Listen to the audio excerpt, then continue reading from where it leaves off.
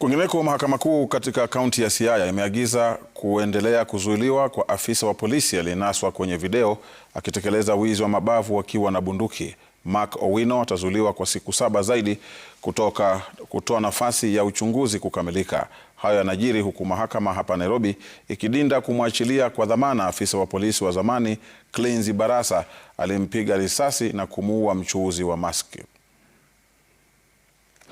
Siku chache baada ya kukamatwa na maafisa wa ujasusi kufuatia wizi wa mabavu kutumia bunduki katika soko la Ajigo eneo la Bondo, Siaya, Mark Owino, afisa wa polisi katika kituo cha Holo, hatimaye amefikishwa mahakamani. Owino alifikishwa mbele ya hakimu mkuu mkazi Jacob Mkala, ambapo upande wa mashtaka ulikubaliwa kuzuia kuhitilafiana na kesi. Jijini Nairobi, mahakama kuu kwa mara nyingine imedinda kumwachilia kwa dhamana Cleanzy Barasa, afisa wa polisi aliyenaswa akimpiga risasi mchuuzi wa maski wakati wa maandamano wa Gen Z jijini Nairobi. Mahakama ya Milimani ikisisitiza kuwa familia ya mwenda zake imekuwa ikipata jumbe za vitisho kutoka kwa watu wasiojulikana, na hivyo kumwachilia Barasa huenda kukasambaratisha uchunguzi. Kaunti ya Nyeri, mahakama ilishamiri matukio kadhaa Jumanne.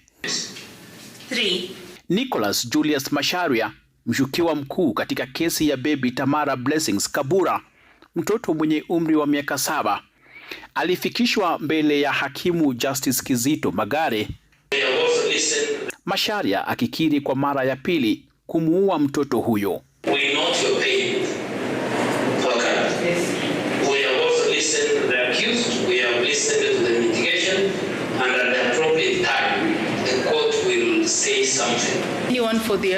Kwingineko katika kaunti hiyo hiyo, Peter Wamiti Mwangi, afisa wa polisi kaunti ya Nyeri, ameamriwa kufanyiwa ukaguzi wa akili kufuatia kesi ya mauaji ya George Gathu eneo la Karatina.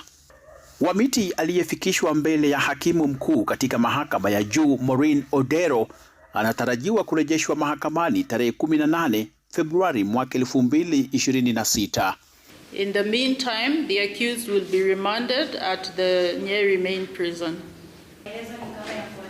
Crispino Tieno, runinga ya Citizen. Polisi katika